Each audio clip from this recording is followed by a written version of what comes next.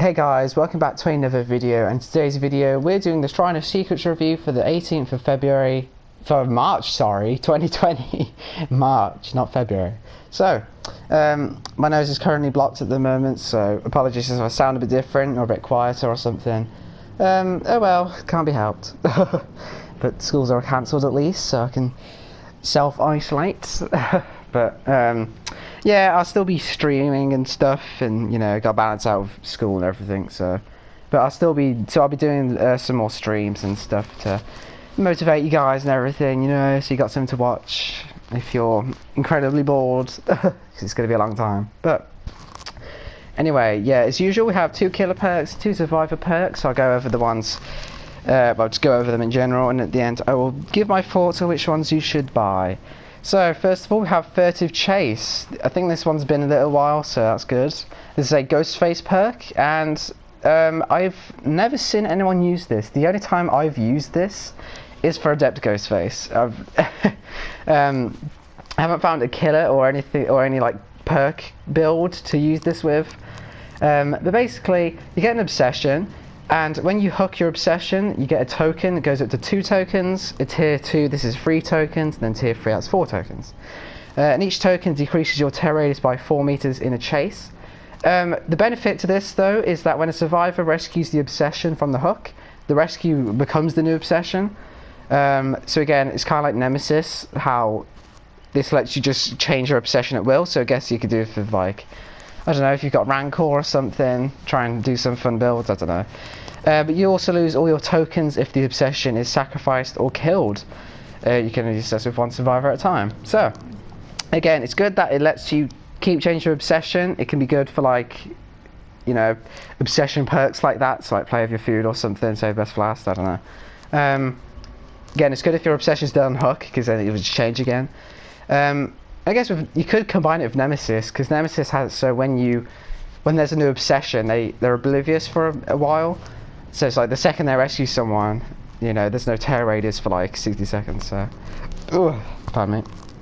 But yeah, so it's a fun little perk, but again, literally I've used this just for that 1 trophy, and I've like never used it again, but still, it's okay.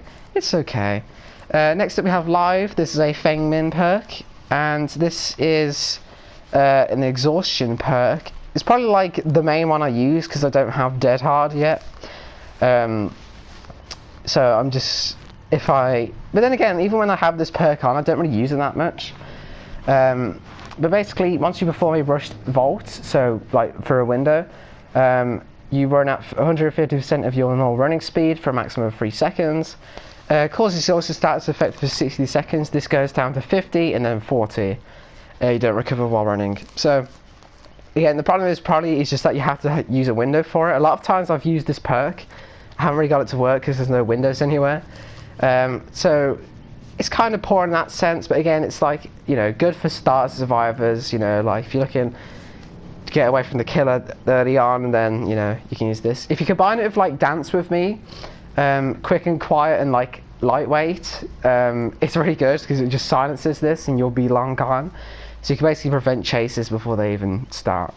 But again, it's a good beginner perk. I really don't use it anymore. I'm more of like Sprint Burst, you've probably noticed.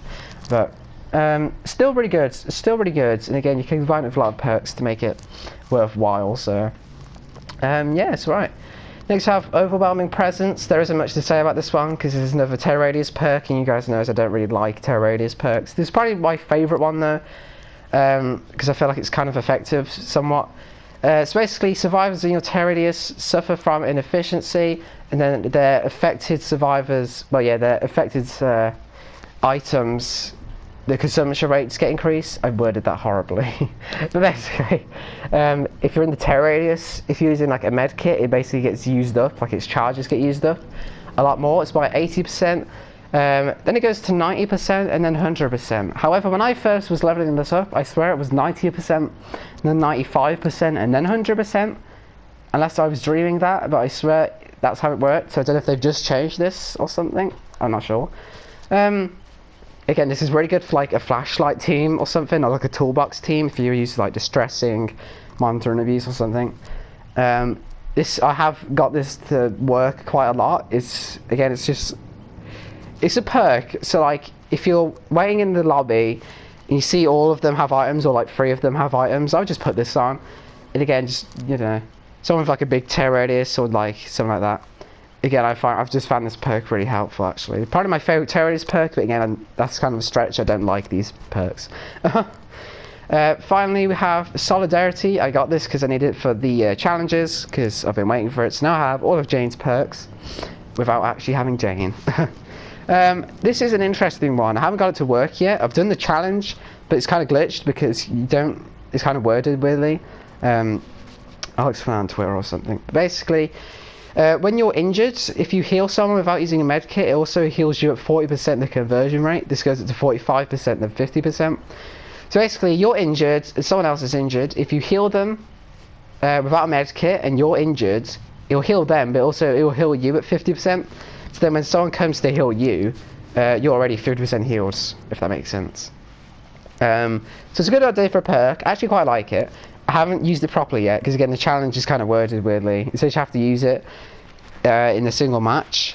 It said, no, it's like finish healing someone with this perk, but you don't actually have to use it, if you know what I mean. It's hard to, I'll explain on Twitter, but again, it's kind of like a fun, quirky one. So again, there's some builds you could probably run with that. But yeah. So for killer, then I don't know. I'd probably go overwhelming. I think Furtive Chase is good, but again, other than getting the obsession constantly changing, I can't really think of how decreasing the terrors can help that much.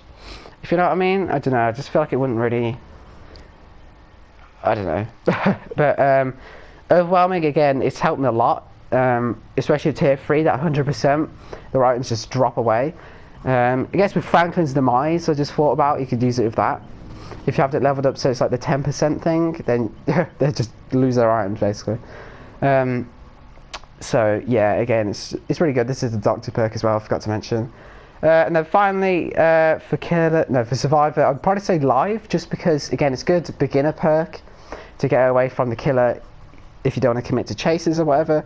Solidarity is kind of a little complicated, like a little bit, but again, Life, I would just say, is going to help you a bit more, I think. Again, the 40 seconds, it's really not that bad. Again, just don't run if you walk or something. 40 seconds really isn't that much. So guys, that's it for the Shrine of Secrets review. I'll be streaming soon. The Shadow Colossus stream went alright actually, so maybe I'll do that again when at the end of the game, I don't know. But anyway guys, thanks for watching, hope you enjoyed. I'll see you in the next one.